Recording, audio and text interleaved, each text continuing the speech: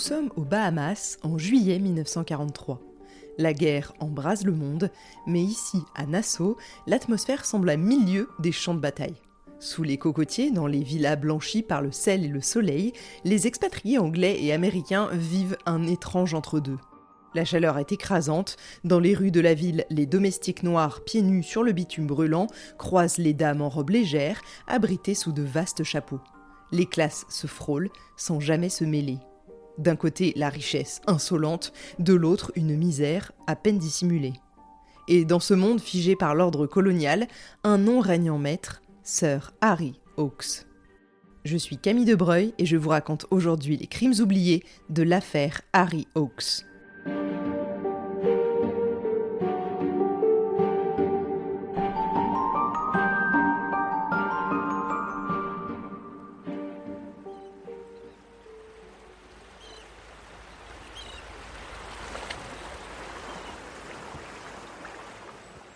Les Bahamas, situées au large de la Floride, à l'entrée de la mer des Caraïbes, sont historiquement une colonie britannique depuis le XVIIe siècle.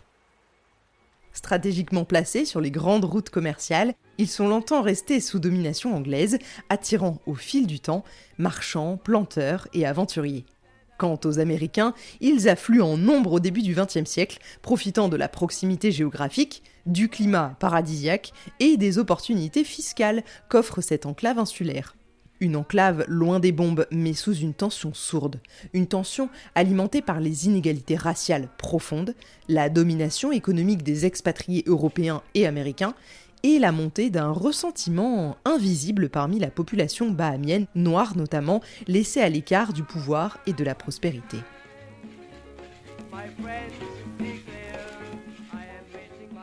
Ce matin du 8 juillet 1943, à Westbourne, l'une des plus fastueuses propriétés de l'île, la bonne frappe à la porte de la chambre de Sir Harry. Pas de réponse. Elle entre, et ce qu'elle découvre la fait hurler. Le corps de Sir Harry est là, mutilé, brûlé, baignant dans une étrange odeur d'insecticide. Mais avant tout ça, avant la mort, le complot, les mensonges, revenons bien en arrière. Harry Hawks, de nationalité britannique, naît pourtant le 23 décembre 1874 à Sangerville, dans l'État du Maine, aux États-Unis. Troisième d'une fratrie nombreuse, il grandit dans une petite ville sans éclat où les ambitions se heurtent vite aux limites de la terre et du climat. Sa famille vit modestement, oscillant entre petits commerces et travaux agricoles. Très jeune, Harry se forge une certitude, il ne passera pas sa vie à s'épuiser pour quelques dollars.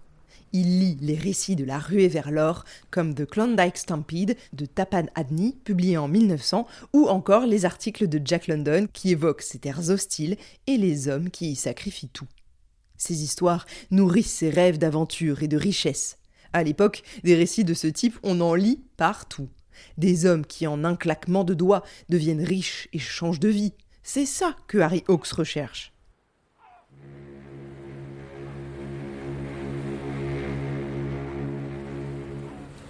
Alors, à 22 ans, il quitte Sangerville sans se retourner.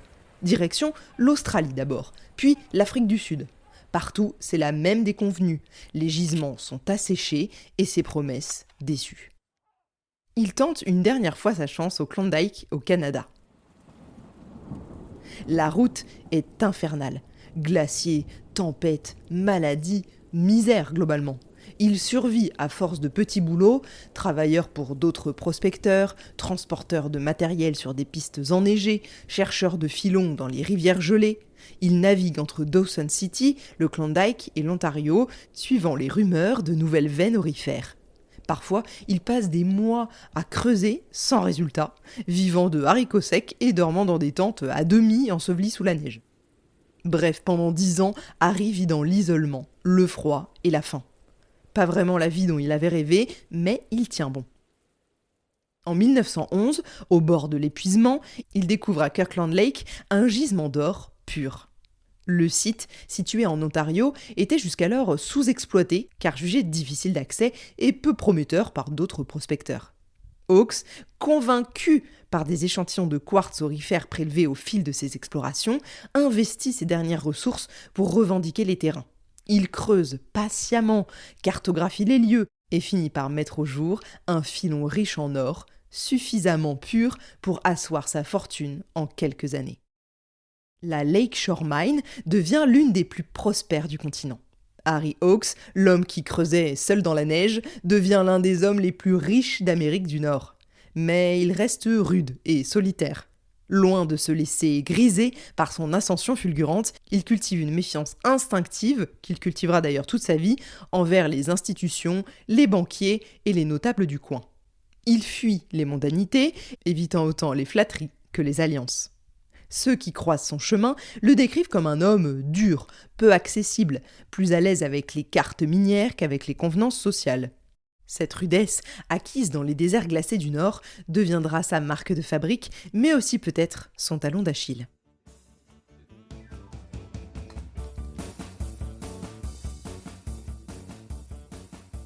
Malgré son caractère de fer, Harry Hawks finit par rencontrer Eunice, une jeune américaine, lors de l'un de ses nombreux voyages d'affaires. C'était à New York, dans les années 1920. Eunice, douce et réservée, était alors une figure discrète dans les cercles sociaux. Elle travaillait comme secrétaire dans une grande société, mais son allure et son caractère calme avaient retenu l'attention de l'impétueux Harry. Très vite, leur relation s'intensifie et en 1923, ils se marient. Eunice, bien que d'une personnalité plus effacée, accepte de suivre Harry dans ses aventures, quitte son emploi et se consacre à sa famille. L'union semble solide, bien que parfois teintée de tensions non résolues. Harry, dans sa quête de richesse, reste un homme occupé, concentré sur ses affaires et son empire, et ça crée tout de même un fossé entre eux. Il y a le monde des hommes et puis celui des femmes. Et je ne vous parle même pas de celui des enfants, qui est carrément à l'époque une réalité parallèle. Cependant, Eunice reste une figure centrale de son existence, une femme respectée mais silencieuse, un pilier tranquille face aux tempêtes que Harry déclenche dans sa vie. Le filon de l'or, les affaires, c'est aussi prendre des risques, et ce n'est pas de tout repos.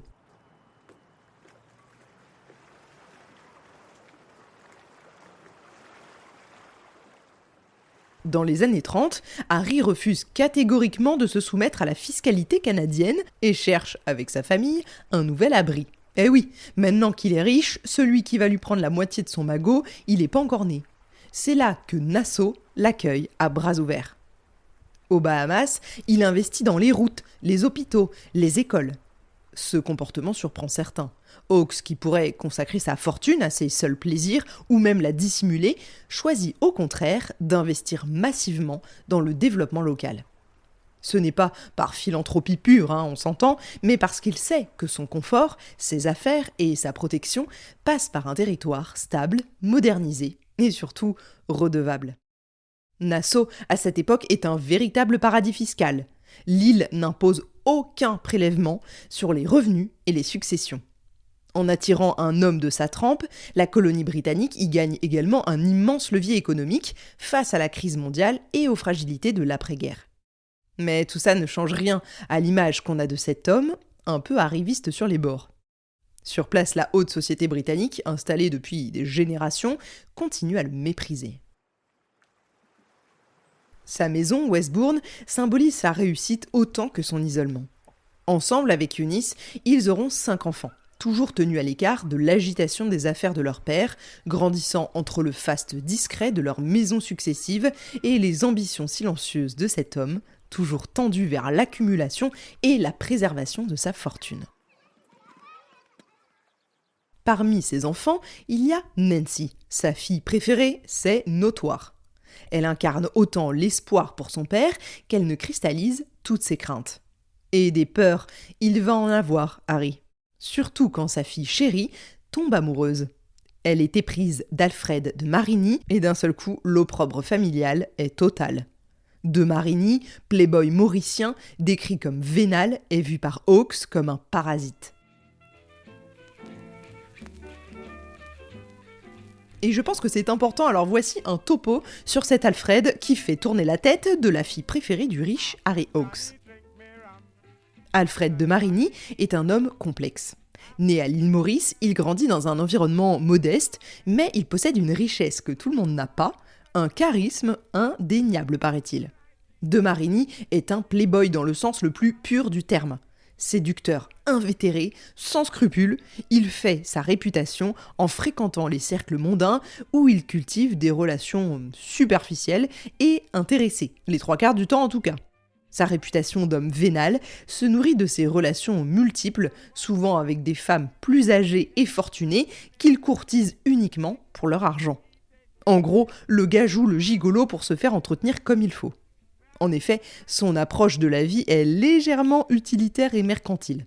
Il vit en grande partie au crochet de ses conquêtes, jouant de son charme pour dissimuler un manque certain d'ambition. C'est à Nassau en 1941 qu'Alfred rencontre donc Nancy Hawkes, la fille de Harry. Elle est jeune, belle, pleine de vie. Contrairement à la vision pragmatique d'Alfred, elle est attirée par son côté aventureux et séduisant. Mais Alfred, en quête de positionnement social, vous imaginez bien qu'il voit également dans cette relation un moyen de s'assurer un avenir financier plus qu'intéressant sur le long terme. Sans compter qu'il prend d'un coup plus 20 sur l'échelle sociale. Il se fréquente dans les cercles huppés où Nancy s'ennuie un peu de la vie trop polie, trop contrôlée qu'elle mène, entourée d'hommes plus intéressés par l'argent que par les passions amoureuses. Comme si Alfred était différent. Mais Alfred, avec son allure de jeune homme audacieux et son parler fluide, semble la libérer enfin des contraintes familiales. Pourtant, c'est dès le début que l'hostilité de Harry Hawkes à son égard se fait sentir.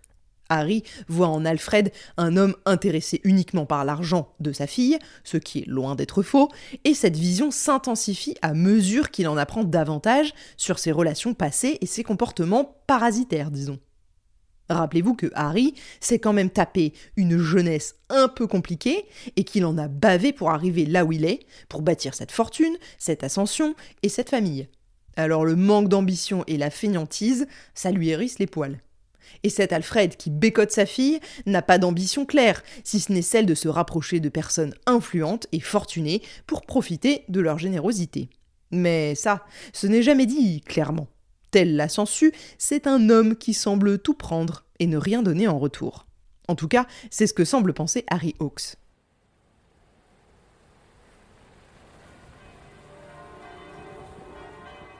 Mais l'amour est plus fort que tout, pas vrai ? Malgré les menaces de déshéritage, Nancy décide d'aller plus loin. Alors, le mariage de Nancy et Alfred a lieu en septembre 1942 avec une cérémonie qui fait grand bruit. Cette union représente un véritable affront pour Harry Hawkes. Le père se voit dans une position de perdant, quoi qu'il arrive. Sa fille, qu'il a élevée dans le luxe, va se marier avec un homme qu'il estime pas du tout ambitieux et uniquement intéressé, vous l'aurez compris, par l'argent et l'héritage. Ce mariage, loin d'être une simple histoire d'amour, devient pour Hawkes une bataille pour l'autorité familiale, un rejet complet de son contrôle et de sa volonté de maintenir l'héritage familial intact. Clairement, il sait que tout ce qu'il a bâti va tomber un jour, plus ou moins, entre les mains de cet homme qu'il ne peut pas sentir. Mais les tensions avec son gendre deviennent rapidement des tensions avec sa fille aussi. Normal, elle défend son mari, en qui elle voit moult qualités. La jeune femme, éprise de liberté, refuse d'être traitée comme une simple héritière et une fille d'eux toute sa vie. C'est la fracture familiale.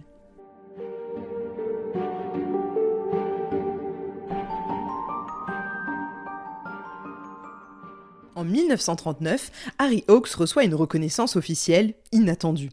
Il est anobli par le roi George VI, le père de la reine Élisabeth II. Il devient donc Sir Harry Hawkes. Ce geste, loin d'être simplement honorifique, porte en lui une dimension hautement politique et économique. À cette époque, les Bahamas, en tant que colonie britannique, constituent un enjeu stratégique majeur à eux seuls pour l'Empire britannique, particulièrement dans le contexte tendu à l'approche de la Seconde Guerre mondiale. L'Empire souhaite préserver à tout prix la stabilité politique et économique de cette région, située à proximité immédiate des États-Unis, alors que l'Europe glisse progressivement vers la guerre. Or, Harry Hawkes, grâce à ses investissements considérables dans les infrastructures, les écoles, les routes et surtout par son influence financière, est devenu le pivot économique incontournable de l'île.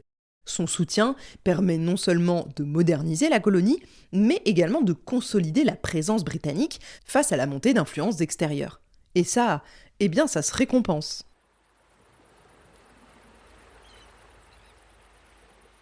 Pour la famille royale britannique, Hawkes est un allié précieux, bien que controversé, et ça, ils le savent. Son anoblissement symbolise clairement la volonté de George VI à l'époque de sécuriser cette loyauté et de reconnaître son apport financier vital pour maintenir les Bahamas sous influence britannique, loin des convoitises américaines ou même allemandes de l'époque. Cette distinction royale est donc doublement significative. D'un côté, elle valide la réussite sociale exceptionnelle d'un homme parti de rien, de l'autre, elle sert une stratégie politique bien précise. Toutefois, malgré cet honneur officiel, Harry Hawkes ne sera jamais complètement accepté par la vieille aristocratie britannique qui continue de le considérer comme un nouveau riche, entre guillemets, un opportuniste ayant simplement réussi là où beaucoup avaient échoué. Quand Édouard VIII, le frère du roi George VI, devenu duc de Windsor, est nommé gouverneur des Bahamas, les tensions montent d'un cran. Entre le duc déchu et l'autodidacte milliardaire, le respect est clairement absent. Le 7 juillet 1943, l'île est secouée par un événement qui, sans nul doute, changera à jamais son avenir. Le destin de Harry Hawkes bascule brutalement. Après avoir traversé les océans, bâti un empire et résisté à toutes les tempêtes, c'est dans l'intimité de sa chambre à Westbourne que la tragédie le frappe de plein fouet. Mais ce crime n'est pas seulement l'histoire sordide d'une mort violente, il marque le début d'une affaire aux ramifications presque infinies où se mêlent pouvoir, argent et secrets bien gardés. Je vous raconterai tout ça dans le 2e épisode, alors rendez-vous la semaine prochaine pour un nouvel épisode de cette saison 22 de Crimes oubliés consacré à l'affaire Harry Hawkes.